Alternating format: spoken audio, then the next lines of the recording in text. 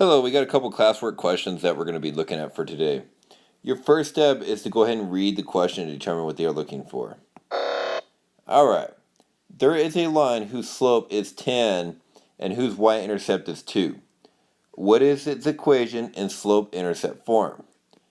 Write your answer using integers, proper fractions, and improper fractions in simplest form. Alright, a couple things to annotate. First step. Slope is 10 will be important to know. Next, y-intercept is 2, also important. The question is asking for what is its equation in slope-intercept form. Alright, first step, slope-intercept form. Slope-intercept. Okay, it's going to be y equals m x plus b. Okay, m is your slope and b is the y-intercept. Y-intercept. So now you're taking a look at the assignment. You're like, man, it's a pretty easy day, and it actually is. Alright, so here's how you do it. You grab the slope, you just plug it in. Slope goes in for m, which is equal to 10.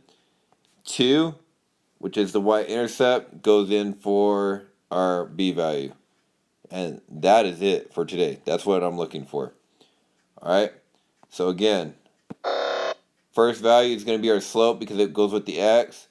The value without the x is going to be the y-intercepts. Okay, so you're just going to take these numbers, slide them in. Slope is for x, right there. And the y-intercept is the box without the x. Alright, let's try 3 more, but we'll go at a little bit quicker of a pace. Alright, a line has a y-intercept that's negative 10 and a slope of 8.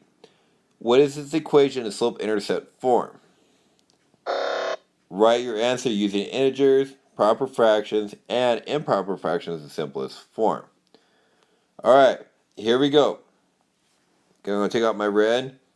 The y-intercept is going to be negative 10, and the slope is going to be 8. Man, oh man, are they sneaky. They put them in backwards this time.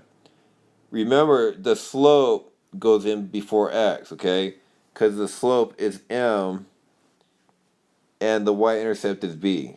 Okay, so our formula was y equals mx minus b. We're going to do subtraction because we got a negative right there. Okay, here we go. Slope is going to be m. That goes in for right before x. And the y-intercept is our starting point, which goes last. You are actually going to type today on the classwork a positive 10 because look, they've already done the negative for you. Do not add a second negative in there. Okay, again, that negative right there is that negative in there. It's done for you. Alright, 2 more. A line slope is 1/2 and its y-intercept is negative 8. What is the equation in slope-intercept form? Write your answer using integers, proper fractions, and improper fractions in simplest form. Alright, so we know that the first one is your slope, your m value, and the last value is your y-intercept. Okay, so starting with m, I need to go ahead and locate where the slope is at. Yeah, sure enough, here it is right there. Okay, so in today's classwork, you're going to go ahead and type a 1. And if you look at the keyboard, you're going to look for a key that looks like this. It has a question mark and a forward sign. Okay, that is going to be the fraction key that's going to work for the classwork, which creates a sign that looks like that. Okay, in this case, this means 1 in the numerator over 2. Okay, 1 over 2. But in computer notation, they use that forward slash, which comes off the question mark and the forward slash key from the keyboard. Okay, wrapping this up, we have the y-intercept is -8. You're going to go ahead and use a +8 because that negative there has already been done for you. Okay, last example. There is a line whose y-intercept is 10 and whose slope is -1/10. What is this equation in slope-intercept form? Alright, slope-intercept form. Y equals mx plus b. Okay, it's always the same thing. Okay, the only thing that might change is that positive sometimes can be negative.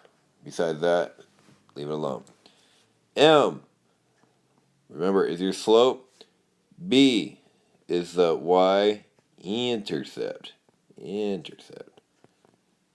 Alright, so we have the y-intercept is +10. Think to yourself, which box would the +10 go in? That's right. You're so smart. It goes in the last box because remember, the y-intercept goes at the end. So the y-intercept goes here at the end, which indicates the slope being -1/10 goes in the first box.